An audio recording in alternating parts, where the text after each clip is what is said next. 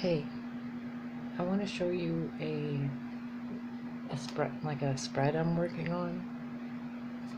It's been working pretty well, so I want to teach it to you. So first we're going to start with okay, it's going to look like a key and we're going to walk through it, okay? So this isn't for any zodiac sign, and it's completely general and timeless. This is basically a just practice reading to show you how to do the key spread. And you can do this with playing cards, you can do this with tarot cards, oracle cards, whatever you want, okay? So the first card is going to be you and the energy you're in, like the card that describes you right now, or the person you're reading about. The Magician.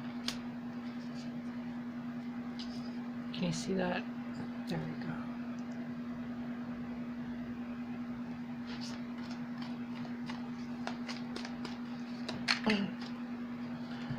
Hold on. Oh no.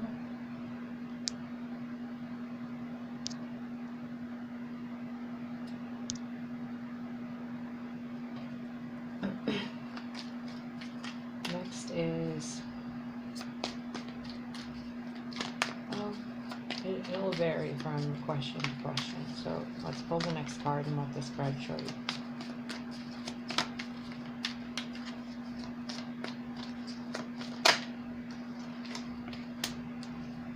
Three of Swords,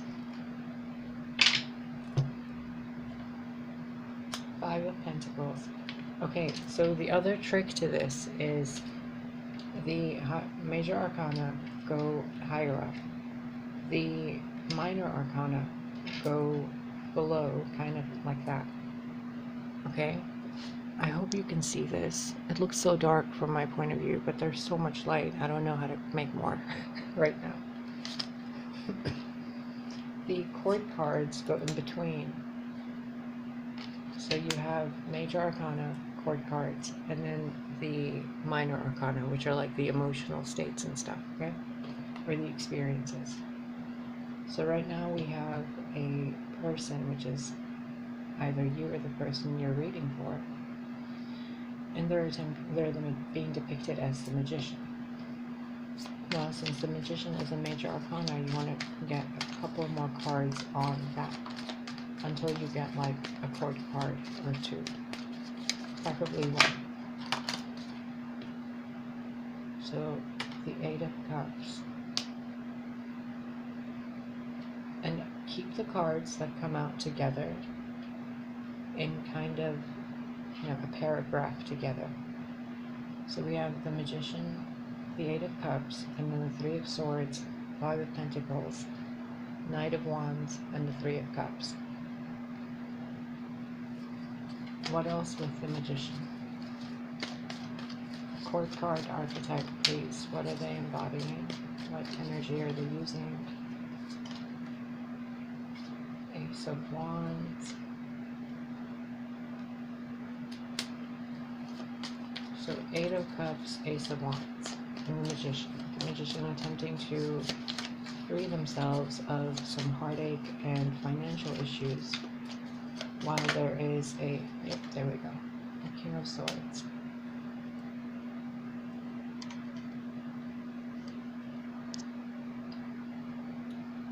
Is this focusing? Come on.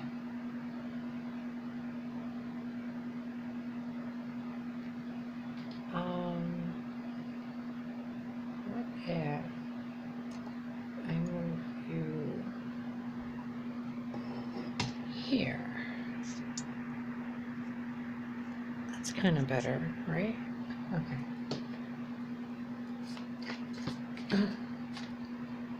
Okay, now we have this King of Swords who's attempting to manifest something. They're utilizing the Magician energy. So utilizing all four elements, everything they feel, think, blah, blah, blah, they're manifesting something. What that's being clarified by is the Eight of Cups and the Ace of Swords. So the aces are different than the other ones, remember. So we're not going to put the ace of anything with the row of emotional state or experiences, because these come out of nowhere. So they go with the court cards, kind of. So we got to get one more for the King of Swords, Magician.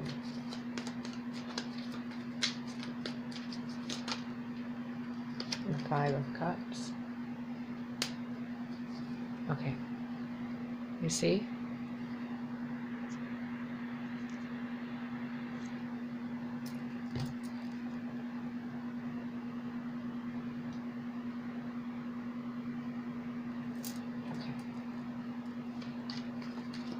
So now we want to get, because this doesn't really look right, right? Or does it? Okay, now we want to get info on this Knight of Wands character. Because so far we have one primary character having an experience attempting to manifest something with a different form of energy.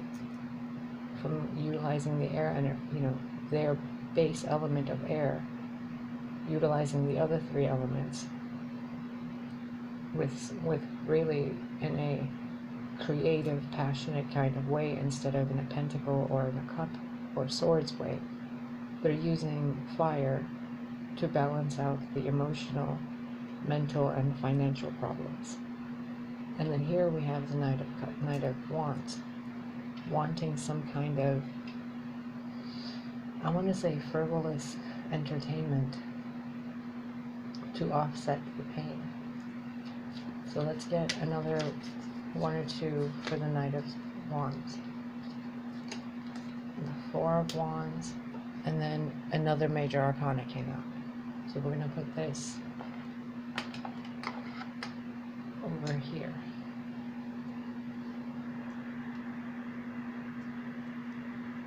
You see how it's looking like a key?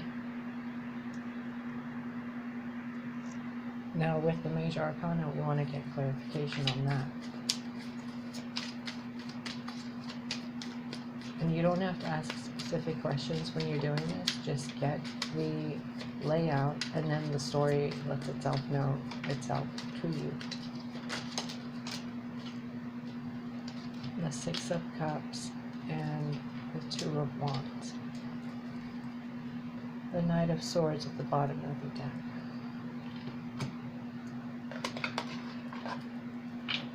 So, you see this, right? I mean, kind of, you see it. You have one character here, defined by a major arcana. You have another character here, with another major arcana here. And then all the other ones are the thing keeping this person and this person in some form of connection energetically. Does that make sense? And then this is the tip of the key. So that's what will probably give you more of the answers.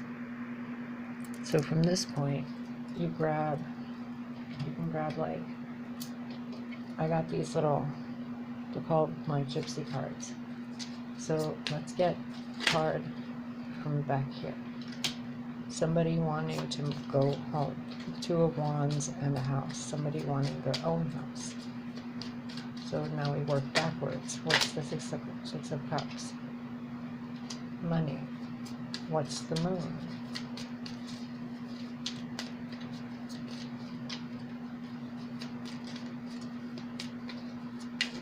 Sorry, I don't know if you can see it. The Moon being defined by the Scholar. The Three of Cups.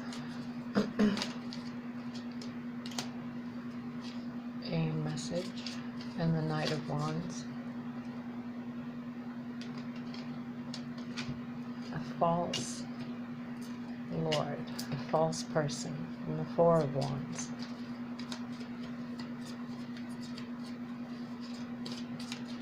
Now, if at some point you feel like you're getting the nudge that, you know how when you have a key in the lock and you want it, like you suddenly feel you gotta push in a different direction. So at some point you might feel like, you know, maybe there's a card that wants to repeat. So you grab another deck. Because maybe like the same message or the same energy is underlying something else, but that message already came through. And if a different card came through, your subconscious might get in the way and tell you something else. So in order to bypass all of that, grab a whole new deck completely and continue to clarify. The journey. See? The journey over here to the home. Four of Wands here. The journey to the home. Now the Five of Pentacles.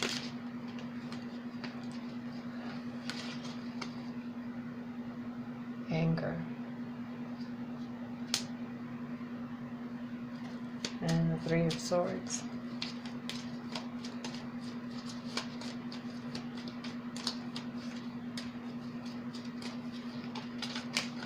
Oh no. Oh no.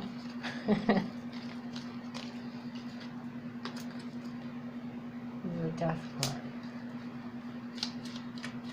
The Eight of Cups.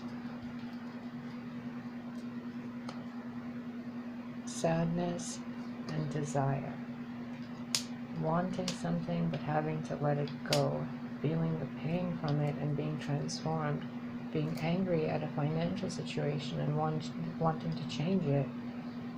Having information brought to you that from an unexpected source that seems to be wearing a mask, like a, you know, a frivolous kind of, not fair weather, but like a one-night stand that has you realizing something. The Knight of Wands, the Four of Wands, and the Three of Cups next to the Five of Pentacles isn't something you'd want to be like, oh, I want to invest in that, you know? And then the card next to it, the Six of Cups with the Moon, and then wanting to leave it behind and go towards the Sun, which is depicted here. So it's kind of like showing that someone's going towards wanting to fill an emptiness within themselves by being frivolous with their creative energies, which has them feeling like for just a brief moment, that experience, that outburst of energy, unlocks a sensation of being at home, which has them internally with the Three of Cups, message being within, next to the communication of this other person. It brings about something within the inner dialogue, the Moon and the Thought card, that reminds them of an experience where the Money card, the lack of money card, were different, which brings anger again. So you see how this like energy loops like a key trying to get into something, right? And unlock the problem and the solution at the same time. And the problem and the solution seems to be this King of Wands, or this King of Swords back here. At the beginning, this person manifesting something in order to heal the pain within. The Five of Cups, the Eight of Cups, the sadness, the desire, the end of something, the pain and the loss, the anger at the situations, that what could have been, should have been, having ghosted someone, etc., etc. And then this like fuckboy energy, basically, this one-night stand energy, coming in to fill the hole, fill the gap kind of thing, just to kind of have the person feeling like it's a moment of being at home with family or something.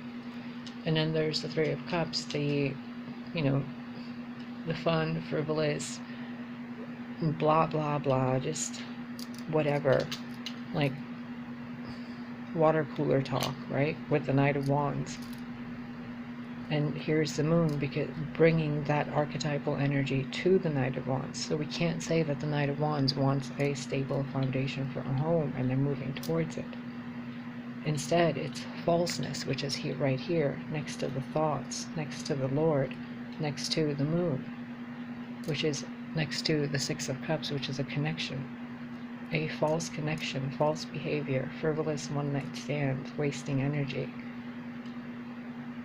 wanting something, the home, the family, the stability, the money, the soulmate, the, you know, the friends, the harvests, the luxury of life, the reunions and reconciliations, the messages and communication, wanting it, moving towards it. But then halfway the key gets to the lock and something changes again. There's anger at the current situation, you know, grief at those situations that were gone. And then there's sadness and desire for situations you want to happen, but they can't because they've been left behind. And then there's an attempt to manifest something again, utilizing rationality and logic and reason, and being very, you know, cold and mental, and then being very hot and fiery. But then it douses again because the fire just turns to steam due to the inherent emotional state of the Five of Cups. So what does this tell you? It's unlocking a key, right? It's unlocking a lock. So when you get to this part and you're doing a reading for someone, well, let's get more on these over here. These Five of Cups, please.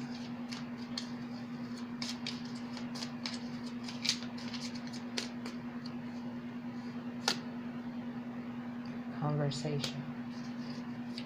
Wanting to conversate with someone in the past. Merchant, misfortune, and foe. It's like dealing and self-sabotaging behavior, because this is in the part where it's about the person. So they're utilizing creative energy in a sad way, which is basically bringing negative karma back into themselves. They're becoming their own foe. Or it could be an external energy to this person that is affecting their ability to move forward into the, you know, life that they want, because this person's dealing with someone who's a secret enemy. So it's like a frenemy kind of situation, maybe. Like someone giving, you know, peddling bad advice, like a snake oil salesman. Oh, I need food. I don't know if you can hear my stomach rumbling. I'm supposed to be making spaghetti, but here I am playing cards. King of Swords, please. What is this King of Swords' deal?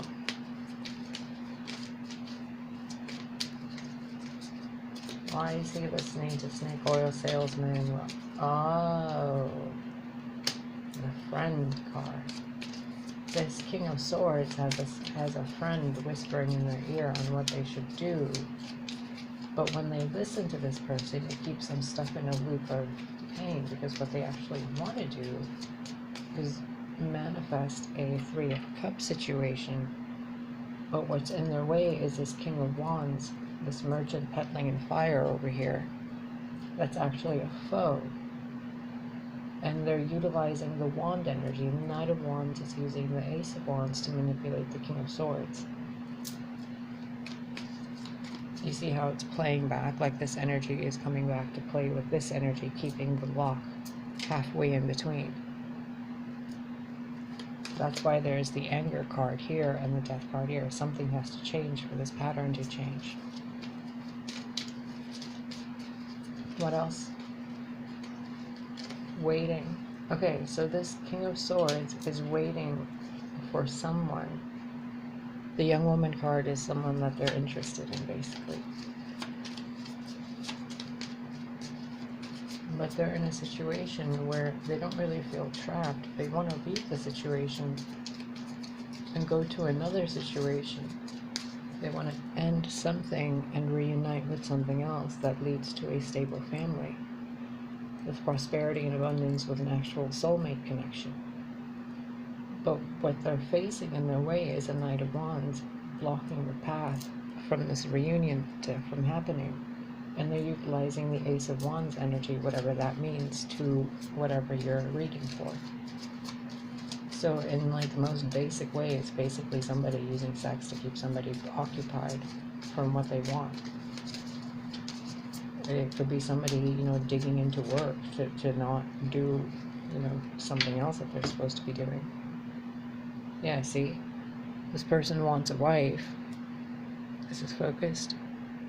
This person wants a wife, but they're busy constantly with their head in some kind of book trying to manifest something really studiously, really disciplinedly.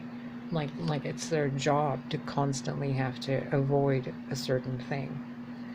But what they're really thinking about constantly is that happy family. Now, in another way, this could mean that there's a woman or a partner keeping somebody in, like, restricted, like chained, kind of like, hey, don't move, don't go anywhere, don't you dare think about that other person that, you're secretly thinking about. Don't you dare think about that person, or else. And then when this person is like constantly, all right, I'm about to get the power to communicate and do this and do that and create this or that, the other three energies come in. The snake oil salesman. And then that energy, if you can see up here, that snake oil salesman affects misfortune, right, to material belongings, which leads back to the middle split over here by the Knight of Wands. So it's like external sabotage, because we have the falseness card right here and the moon card right here, and the thought, someone manipulating the thoughts of someone else. And it's a masculine figure that has a lot of friends, but secretly deals with enemies. And they're doing it to, let me show you in this other way, because we're done here. Release the phone. Okay, that's not gonna work. Sorry, new contraption, still learning. Well, you get the idea, don't you? And then you could do something else and put like oracle cards on there. So let's grab an Isis oracle card and see, with everything that we know, what is the right move to unlock the lock? What is the next move?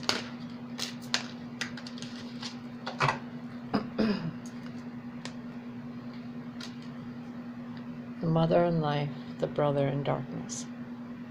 Overcoming negative energy with feminine power.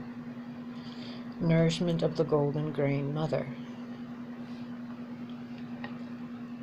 Now, you can read this in a reversed format of someone pretending to be a partner or a brother or a family member or like a friend that's not really a friend, because they could be wearing a mask.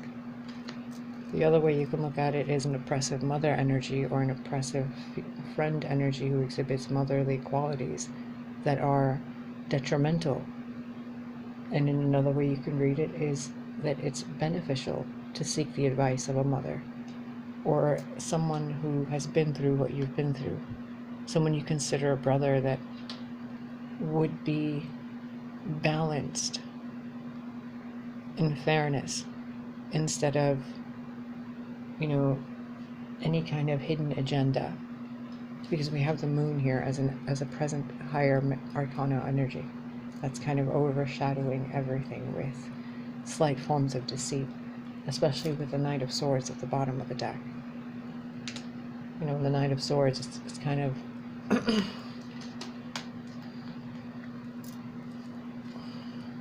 it's not really rational energy at its finest. It's very quick, it's efficient, it does what it needs to do, but when empathy is lacking, the decisions made aren't very well thought out, And with the Knight of Swords and the Knight of Wands, these two characters, whether they be two aspects of the same character or not, there's not much empathy in that. So expecting that the behavior of the Knight of Wands with the Three of Cups would be anything genuine is falseness, because there's no empathy in either of these energies. So if you're reading for someone and they're asking you, oh, is so-and-so cheating? First of all, it's your reality. You create what you want and what you're worried about. Second of all, in regards to the energy, if they were cheating, if they were, losing money, if they were having health issues, the air and the fire imbalance points to the imbalance of earth and water, which means nourishment. And like nature itself, mother of the golden grain, what do you think about when you think about golden grain and mother energy? How are you not experiencing that in your daily life? That's what's missing from this. Because once you have this, and what's the Ankh? The golden key of life, right? Balance on the feathers of Ma'at, true justice, true fairness. So the key and the lock are the same thing. The one thing the King of Swords back there isn't utilizing to manifest with. Positive, emotional, and grounded physical expressions, which would push the Two of Wands, the Ace of Wands over here and the Two of Wands over here, into the foundations of the home. Because you can have a house, but that house isn't going to be like a rich home without the mother of the golden grain energy. And if you're trying to build a home with that, without that, then what you get is basically the Knight of Wands energy trying to build a home. It doesn't work. It becomes like a bachelor pad or a bachelorette pad. If the King of Swords tries to build a home, but he's overthinking everything and not using grounded foundations and nurturing energy of earth and water together, all he's going to get is the empty shell of a home, which would leave that person over here with a waiting card, with that feeling of something constantly being missing, But this Knight of Wands here, which could be also the brother in darkness, overcoming negative energy with feminine power. So there's a lot of masculine energy here, isn't there, except for the moon and the mother of life, and both of these are at the tip of the key. So what you do with this is you balance, like the card says, well, I guess it implies balance of the masculine air and fire energy. The Knight of Swords over here with the Knight of Wands, it's like the King of Swords keeps degrading himself or herself by behaving like a knight to play pretend house in these fleeting relationships, these horses going one way and then going the other way. Like, which way you going, bro? What are you doing? Up or down? Left or right? And then it stops here with the Five of Pentacles, because you can't build the Four of Wands with the Five of Pentacles energy, and you can't suppress the Five of Pentacles energy with a fiery, passionate anger energy and the Knight of Wands behavior. It doesn't work that way. If you do that, you get the brother in darkness, while the mother energy is in the background going, hey, have you tried doing it with love? Maybe, if you nurture the soil, it'll grow better fruits and trees for you instead of poisoning it. Maybe if you think nice thoughts about somebody, it'll create an impact within the foundations and the blocks in your life. And then you can adorn those blocks and those walls in your life with the symbology of your entire life experience. Instead of thinking you had to experience a stop in the wall or whatever, or that you experienced a wall in the first place, or a lock. Bedazzle that lock.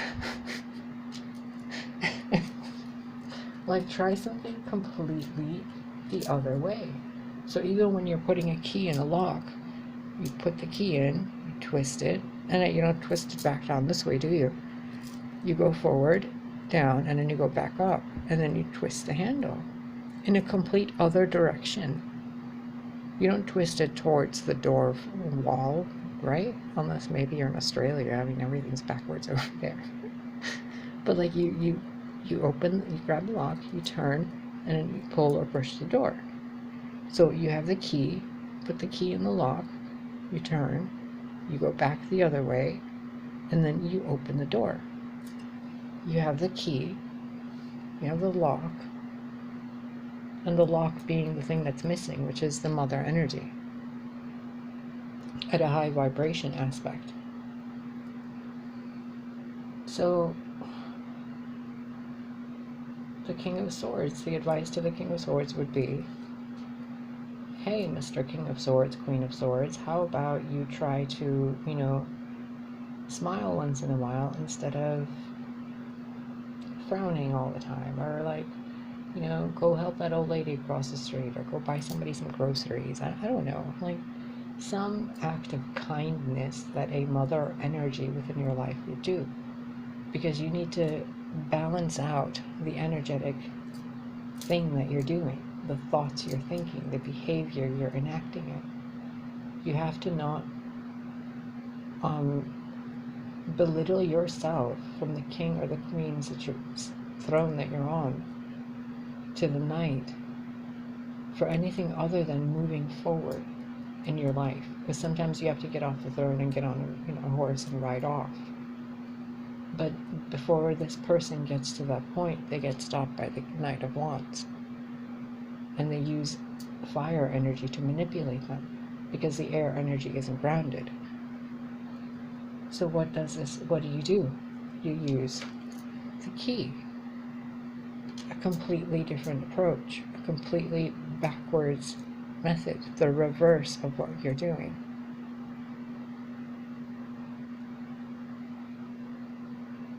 You can even take this another step. Actually, I just saw this. So you could take 3 more cards, right? Because we can clarify these 3 some more. And then you could do, more extended videos for your clients and do it this way and like add to the story. So let's get the Hierophant. See, that changes everything completely. This could be a whole new reading now. Why? Because there's the 3rd archetypal energy showing up. The foundations, the community, the structures, the neighborhoods, the teachers, the gurus, the healers, the leaders, etc., etc. But then it's coming up over these 3 cards. 3 of Swords, 5 of Pentacles, 4 of Wands. So now that doesn't really look like a key, does it? I mean, if we just follow the main deck, the Shadowscape Tarot, we'd want to put another card down here, right? Because then it would make more sense as a key.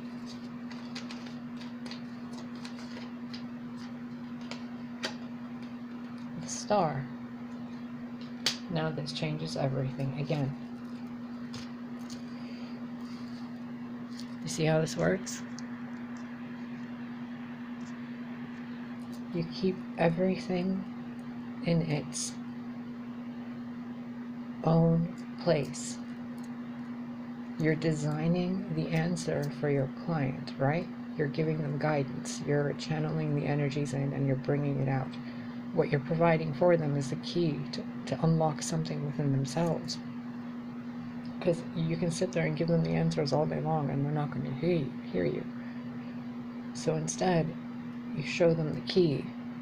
Let the subconscious absorb that key and then give them the advice, which in most cases, so far from all the times I've experimented with this, has been to do completely different, like, archetypal energy. So going from the Magician to the Hierophant brings about the clarity of the illusions of the moon, which was a distorted mother energy. So instead of being a, beneficial female or motherly nurturing energy, it was detrimental. It was too based in fire and air. There was no earth and water, because the earth and water aspects were in pain. So you bring in the Hierophant energy, the stability, the stabilizer, the healer, And then you bring in the archetypal energy of the star to take responsibility and to take one step at a time and to, you know, feel it, heal it, and release it to move forward towards what you want. And in order for that to happen, sometimes the star and the Hierophant bring about different methods of doing things. It's a flip from the earthly to the celestial. It changes what you're experiencing, which brings in the Three of Cups, which changes the meaning from the Three of Cups in this reading to, you know, a third party, into the way to reunite with the home that you want is to reconnect with the deep inner knowing with the Six of Cups here, of what you've hidden from yourself, which is a nurturing divine feminine energy within the being, within whoever you're reading for. And that nurturing mother energy unlocks the home. So this person had been trying to build a home without the mother energy, and all they got was the Knight of Swords out of it, like a bachelor pad. So the answer, the key, is utilize more motherly energy, more nurturing energy, whether for the self or for the other, because there's no counterpart to this King of Wands, King of Swords. Where is the counterpart of this King of Swords?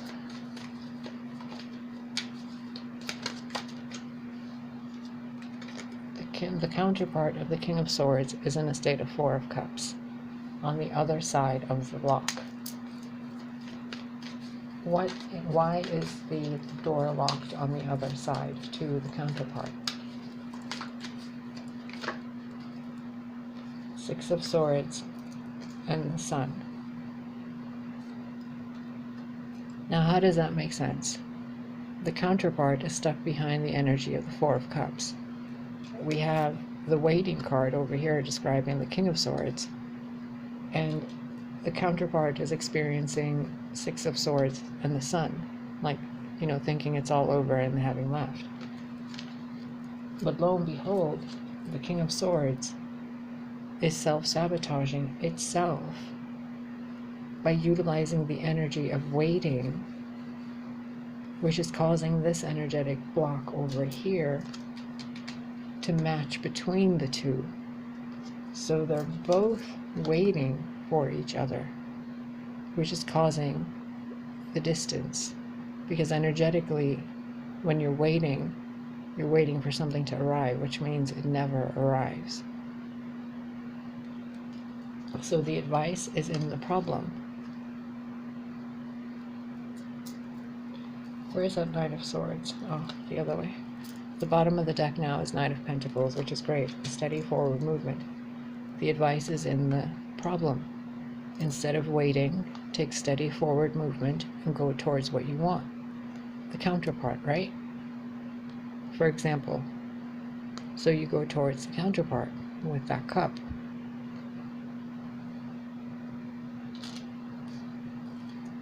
Notice how the Sun card is going the other way and it's being used to describe the energy of the counterpart.